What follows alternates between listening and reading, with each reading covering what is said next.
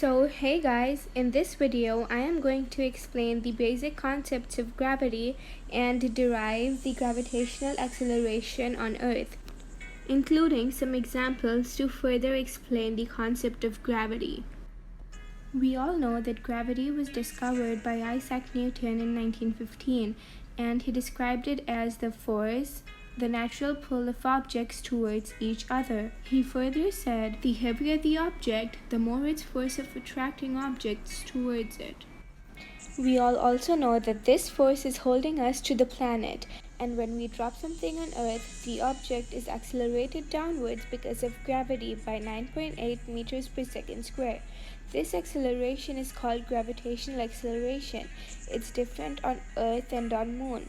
Let's see how we got the g value of Earth as 9.8. Let's say there's a stone falling from a certain height. According to the second law of motion, there's supposed to be a force acting on it to cause that motion. That force is the gravitational force, which is equals to mg. Gravitational force is also equals to g multiplied by mass 1 multiplied by mass 2 divided by distance square. As we equate the two together, we can eliminate the masses from each side. Then we will be left with this formula right here. The capital G is the universal gravitational constant, which is equals to 6.7 multiplied by 10 to the power of negative 11. The mass, we use the mass of the Earth, which is equals to 6 multiplied by 10 to the power of 24. And the d square, it's actually the radius of the Earth, which is equals to 6.4 multiplied by 10 to the power of 6 meters. Then we have to simply plug all the values into the variables and calculate them.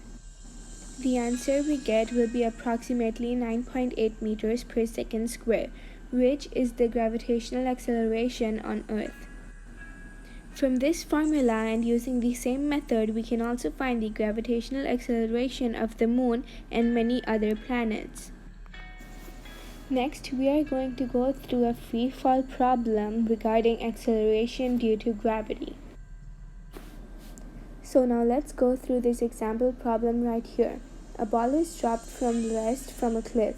What's the speed of the ball 5 seconds later? And how far does it travel during this time? Let's say that this is the cliff and a ball falls down, but we don't know if it hits the ground at this point.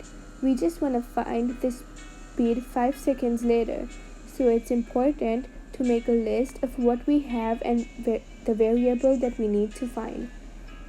We know that the ball is dropped from rest, so the initial speed is 0.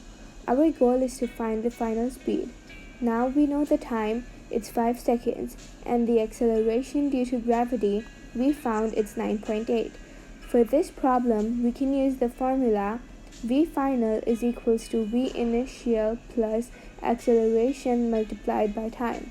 Then we plug in the values and find the final speed, which we get 49 meters per second. For number b, we have to find the distance, and so we can use the formula right here. It says distance is equals to initial velocity multiplied by time plus 1 over 2 at square.